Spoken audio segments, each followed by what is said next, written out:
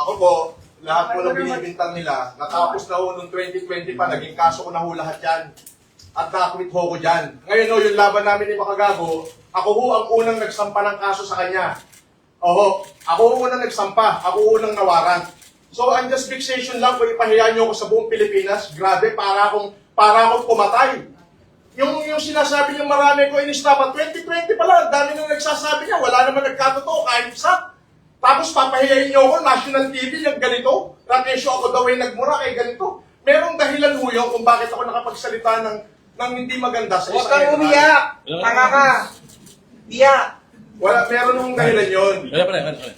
Pero ang totoo yan, ang justification lang, ipinahiya niyo ako buong Pilipinas na ganito, grabe. Mas mabigat yung kinaso ko sa'yo, hintay mo warrant mo. Deserve mo yan! Deserve! Pako mo! Buti nga sa'yo! Sinamay-damay mo ako! Hampas lupa ka!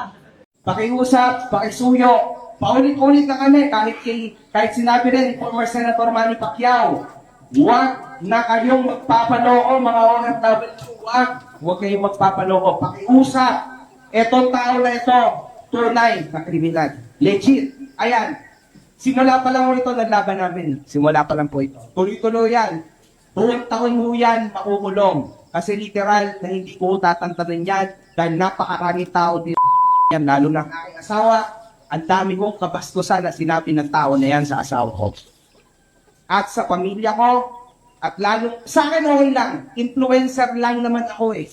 Okay lang ako, influencer versus influencer, pero sa asawa ko at nanay ko, hindi. Di ba? Norman? Di ba? Ayos.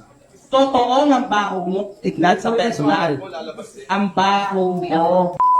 Ito rin yung warrant mo. Okay, no problem. Haharapin ko yan. Oo, naunahan lang ako eh. Pangit ka kasi. Yan lang pangit Pwede niya. pala yung administration din ako kay media. Pwede pala yan. Nananawagan din po ako.